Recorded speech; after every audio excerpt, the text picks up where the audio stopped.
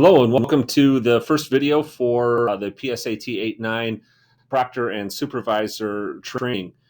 You should have a manual that looks similar to this. Obviously, it's not going to have my name on it, and it will have either standard script 1, extra breaks script 2, or one of the other different accommodations and scripts that we have listed on the front.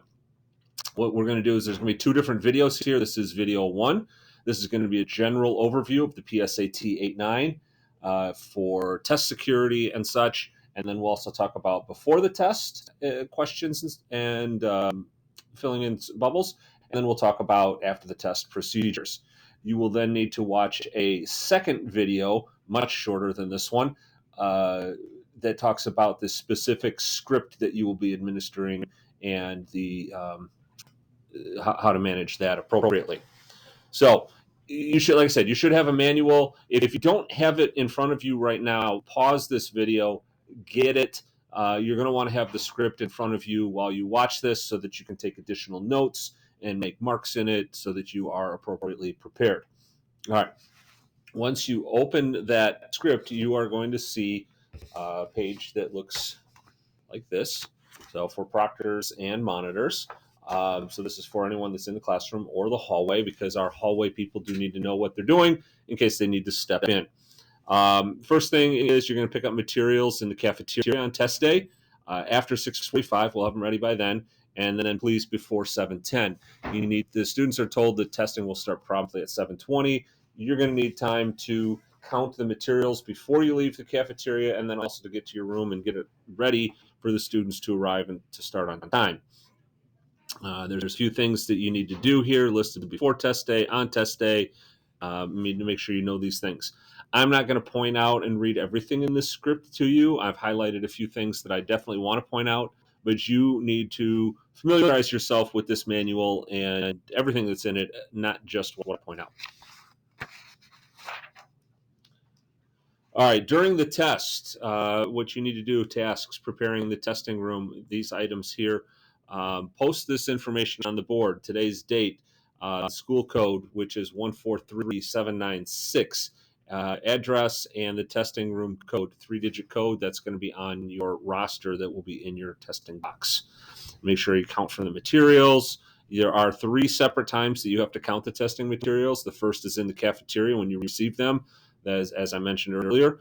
Also then when you distribute them to the students, and then when testing is complete as listed in these 3 bullets. If there are any missing materials, please notify me ASAP. This is why you're counting them in the cafeteria, so we can get that taken care of before you even head to the room. Once you admit students to the room, you're going to assign seats at random or by pre-arrangement using the seating cards that we'll provide for you in your testing box. You're then going to take attendance. You will have 2 rosters in your box. You need to complete both of them. You will put one of them out for attendance, and then the second stays with the box. Please mark P for present and A for absent. That will be consistent across the board. In terms of collecting belongings, we're going to follow option 2. Students are going to keep their devices in their bags, and then we're going to collect the bags. So you're going to put them front or the side of the room, wherever there happens to be space. You're going to ask students to power off their cell phones. If they don't have a bag, which some of the students probably won't come with one, then we'll have clear plastic bags for you to use to collect their cell phones in. And again, you can put those off to the side or the front of the room, wherever there happens to be space in your particular room. Medical devices, you will have or may have some students that are allowed to have an EpiPen. If so, there needs to be placed in a clear plastic bag, put under their desk during testing. Those students will be clearly listed on your roster so you know who they are. Seating students, again, not by student choice, your determination, either random or pre-arrangement. Late arrivals can come in as long as you haven't started the timed portion of the exam. Once it comes to timing the test, you do need to accurately time it, and students must be given the entire amount of time. So if it's a 60-minute exam, they have to be given the entire 60 minutes before you call time. Even if everybody's done after 40 minutes, even if you only have one student who's done after 40 minutes, they have to be given the entire amount of time scheduled. You're going to read the start or record the start and stop times. You're going to announce remaining times. Again, don't end a section early. complete the count materials. You're going to fill out the testing room materials report and a seating chart. I will show you those at the near the end of this video. Maintain security in the room, remain vigilant, make sure somebody's in the room at all times, a staff member that is, and don't allow students to access phones or other technology. That is also important. Monitor breaks. You're going to post the break times. You're going to walk around, make sure that they've closed their books and the answer sheets are placed inside of them. Make sure students don't have possession of phones or other prohibited devices. Make sure students are allowed to eat during their breaks, but they need to be in the pod and 6 feet apart from other students. You should be keeping them in the classroom unless they're stepping out to have a quick snack. If they need to use the restroom, you can allow them to go maybe 1 or 2 at a time. Then the hall supervisors will assist with monitoring that. If they want to take an unscheduled break, that's this section here, you need to notify them that they don't get extra time for that. You only allow 1 student at a time for that. You have to collect their book and answer sheet when they head out. And make sure you don't leave the room unattended.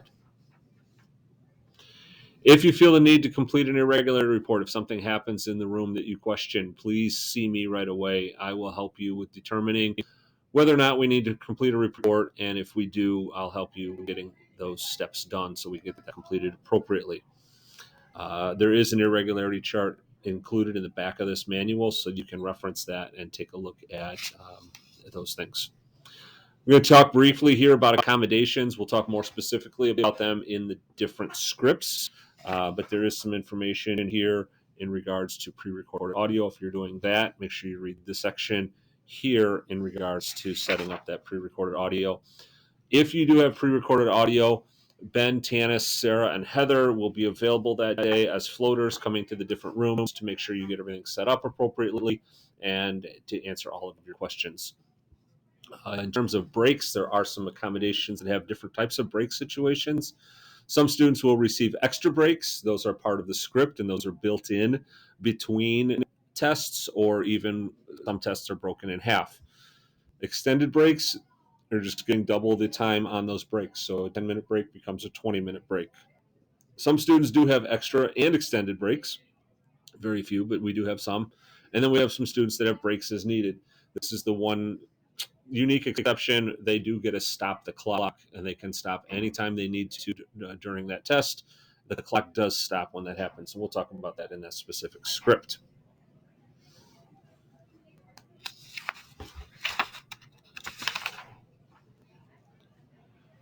Again, pre-recorded audio. Here's some more information for you. If you're a human reader, reading directly to the student as opposed to pre-recorded audio, or a scribe, where we do have a couple of rooms that fit that, make sure you read those sections as well. All right, so on the day of the exam, this is where you're going to start. Information that is shaded is what you will read. Information that is not is for you, so that you can fully understand and work with the students. So like I said, you'll begin here. You'll proceed through the script. You will see some sections have been crossed off. For example, here, you're going to read A, about collecting personal belongings, as opposed to B, where they keep them. I've highlighted a few spots here. Make sure you're watching for mobile phones. Smartwatches, they cannot have those either. And you have to watch for wireless earbuds and headphones. We've had past students who've tried to keep their music playing on their phone even after it's been turned in, and then they listen to it with their earbuds throughout the tests. We need to watch for that and make sure that that is not happening.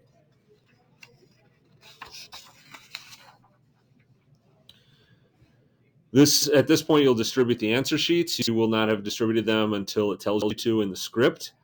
Make sure that students get the answer sheet with their pre-labeled ID on it. We have not done a pre-administration session, so nothing is bubbled in yet. You will do that throughout these next couple pages, but they do have a label on them. Most of them. We do have a few students who don't have a label because they started here at North after the labels were run. Once they get their answer sheets, you're going to walk through these different fields where they do need to complete some answers.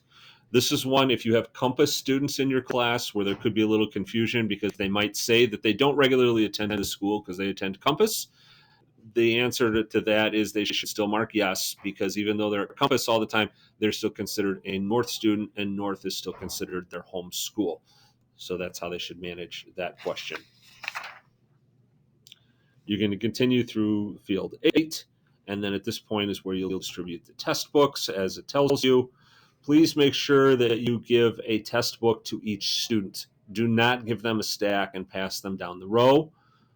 These are serial number books, so you need to be able to record on your seating chart where each serial number is in the classroom. So you'd have to be able to manage that. So just give them to them one at a time. All right, you're going to continue through here in terms of following instructions. At this point, then you're going to go to your individual script. So we're going to talk about the after the test, and then you're going to watch the second video about your script. All right. So after the test, after you go through your script about everything, then you're going to go to the dismissal and collecting materials section. You are going to make sure that they've filled in fields 1 through 8 that we just talked about at the beginning of the test. Make sure they've got any missing identification information completed. And then we have a few questions to answer at the end. Again, we didn't do a pre-administration session, so all the students will need to do these and answer these questions at the end. So we're going to complete the answer sheets. We're going to complete fields 9 through 13. That's it. It's their address. We're going to skip these fields here because, as you can see here, our students do not have parental consent, and they must not complete fields 14 through 19. Those do require parental consent. So only 9 through 13. It won't take them too long, provided they have their address information, provided they know their address information. You're going to then wrap things up, dismiss the students. We do not have a dismissal time frame yet. We're still working with transportation on that. Once that is determined, we will put that information out to everyone. After the students leave the room, if you have a student that's allowed to write in their book, that is an accommodation, so only some students have that. Then you have to transcribe their answers. Very few students have that. We'll make sure you know if they do. And then you're going to finish up. Like I said, you're going to complete the seating chart. You're going to sign the testing room materials report form. You're going to make sure that your attendance roster is completed and every student is marked either present or absent. And then you'll return the materials to the cafeteria where you pick them up. As I said, in the rest of the manual, then we've got a list of acceptable calculators and then your regularity chart. So throughout here, there are several examples, several things you can read to familiarize yourself on what some potential problems are and how those should be addressed. Again, if you have any problems in the classroom, please contact me or Sarah. We will come and help you determine what steps to take. All right, as I mentioned before, you will also have a sheet about the seating chart. As you can see here, you're putting the serial numbers at the seat, and you're going to mark arrows showing the directions that you pass them out. You're going to complete this information, and this will have to get turned in at the end. We do have to submit this to College Board. You also, as I said, will complete the testing room materials report form. This information, some of it will be filled out. You'll need to sign it. We will indicate what serial numbers we're distributing to you, and then you will distribute what serial numbers you're returning, used and unused, so that we get that information back and get it back correctly and appropriately. All right, so at this point, you've completed the general video. You now need to watch the second video that pertains directly to your script and the script accommodations that you're giving.